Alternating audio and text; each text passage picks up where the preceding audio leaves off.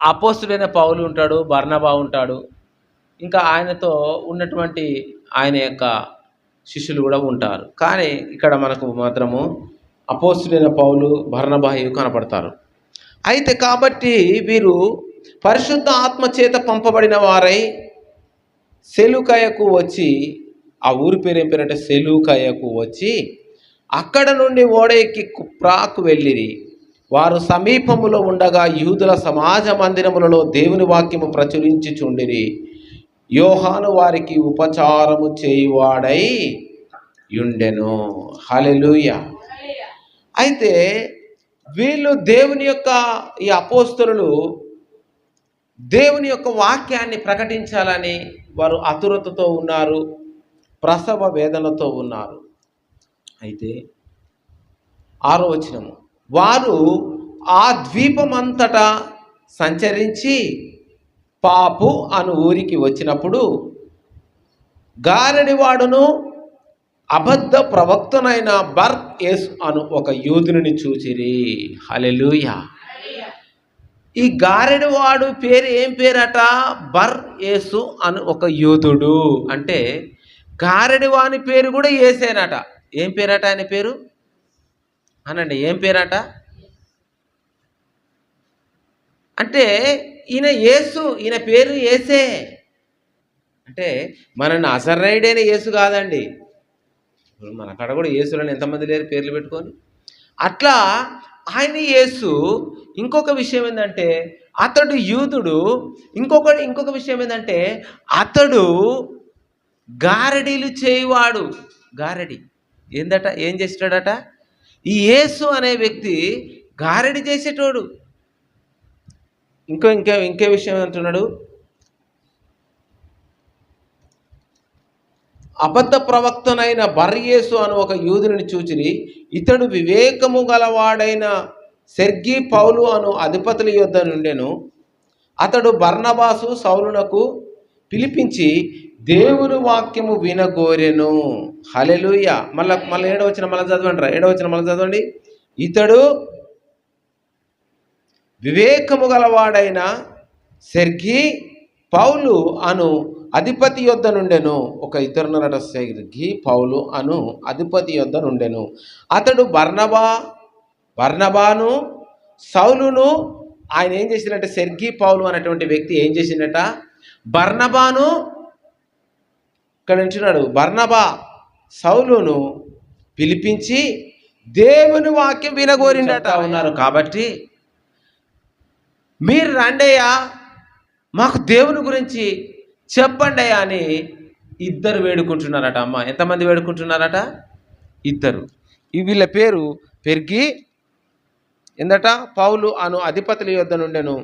అతడు బర్నబాను సౌలును పిలిపించి దేవుని వాక్యం ఏం చేస్తున్నాడట? వినగోరిండట. వలన ఏం కలుగుతుందంటే, ఏం కలుగుతుందండి? విశ్వాసం అనండి. విశ్వాసము. దేవుని స్తోత్రం. హల్లెలూయా. వినటం వలన విశ్వాసం. కాబట్టి వినేటట్టుగా మనం ఉండాలి. వినేటట్టుగా ఉండాలి. ఇక్కడ చదవండి 6వ వచనం 7వ వచనం. ఇతడు 7వ వచనం, ఇతడు వివేకము గలవాడే సెర్గీ పౌలు అనే అధిపతులు ఎదురుండే. అతడు బర్నబాను సౌలును పిలిపించి దేవుని వాక్యం వినగోరిండాడ. అందరం ఎంతో కష్టంగా నష్టంగా వచ్చి చెప్తా ఉన్నారు, వీళ్ళు వినగోరను. అయితే ఏలుమా అధిపతిని విశ్వాసము నుండి తొలగింపవలనని యత్నము చేసి వారిని ఎదిరించెను. చూడండి ఇప్పుడు ఏం చేసిన. మళ్ళీ ఒకసారి చదువురా కవిత. 7వ వచనం.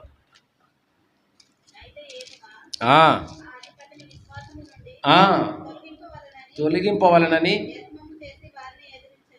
యత్నము చేసి వారిని ఎదిరించనంటే, ఏలుమా అధిపతిని విశ్వాసం నుండి తొలగింపవలనంటే వీళ్ళు గారడి చేసేటోళ్ళు. వాళ్ళ నాన్న, వాళ్ళ కుటుంబం, వాళ్ళంతా కలిసి ఉన్నారట. వీడు ఎట్టనైనా వాక్యం చెప్తాను కొత్తాడు కాబట్టి చెప్పేటోన్నే ఆటంకం చేద్దాం, ఈనేటోన్నే ఆటంకం చేద్దాం. ఇప్పుడు ఎవరిని ఆటంకం చేయాలి? ఊళ్ళో ఆటంకం చేస్తలేరా? ఏం పాడుతున్నామ్మా నీకు? ఏం బాగా అవుతుందమ్మా నీకు? నీకు అవసరమా ఆ ప్రార్థన? అవసరమా నీకు? ఏమైందట అని ఆటంకం చేస్తాలట. ఎవరమ్మా?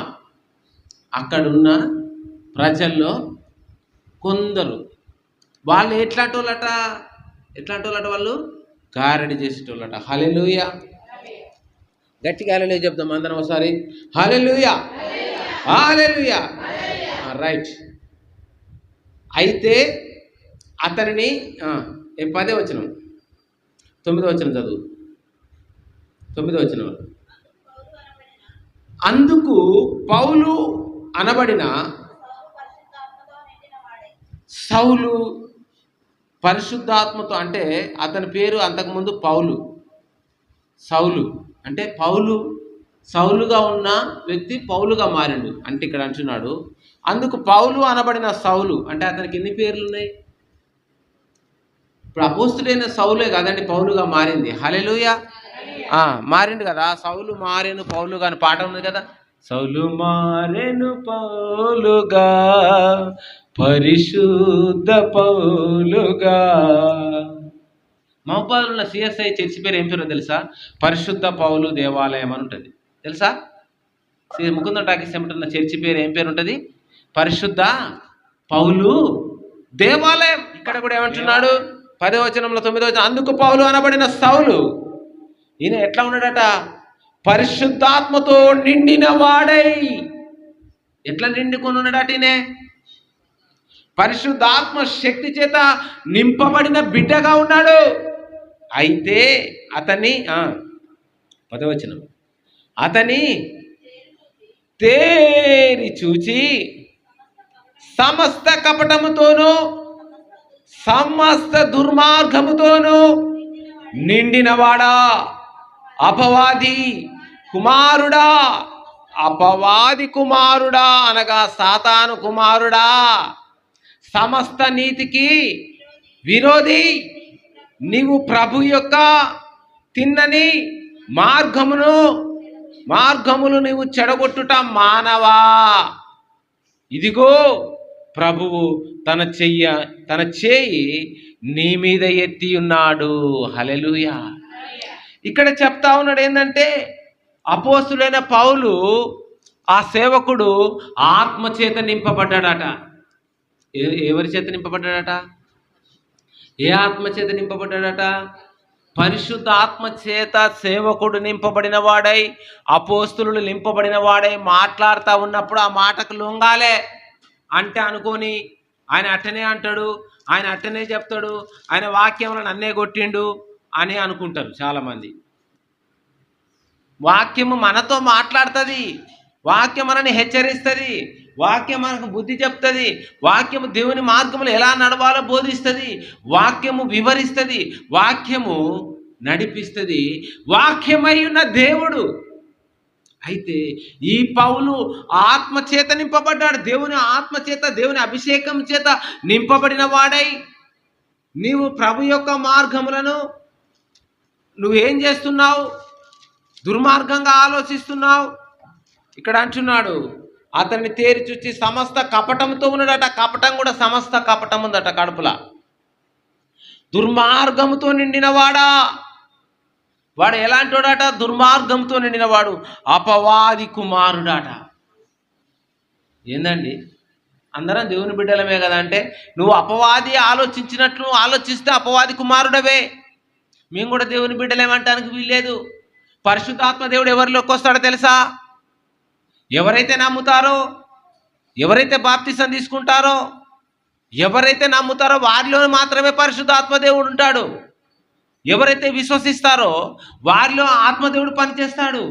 ఎవరైతే ఆయనని అంగీకరిస్తారో ఆయన మాత్రమే వారిలోనికి వస్తాడు. కదా ఎవరిలోనికి పడితే వారిలోనికి పరిశుద్ధాత్ముడు వెళ్ళాడు. అంతేనా? ఎవరిలోనికి పడితే వాళ్ళలోనికి వెళ్ళాడు. ఆయనలో ఉన్నాడు పరిశుద్ధాత్మ. అంటే మీద ఎత్తి ఉన్నాడు. నీవు కొంతకాలం గ్రుడ్డివాడవై సూర్యుని చూడకుందు అని చెప్పాను. వెంటనే మబ్బులు చీకటిని కమ్మెను కనుక అతడు తిరుగుచు ఎవరైనా తన చెయ్యి పట్టుకుని నడిపింతురు అని వెతుకుచుండే.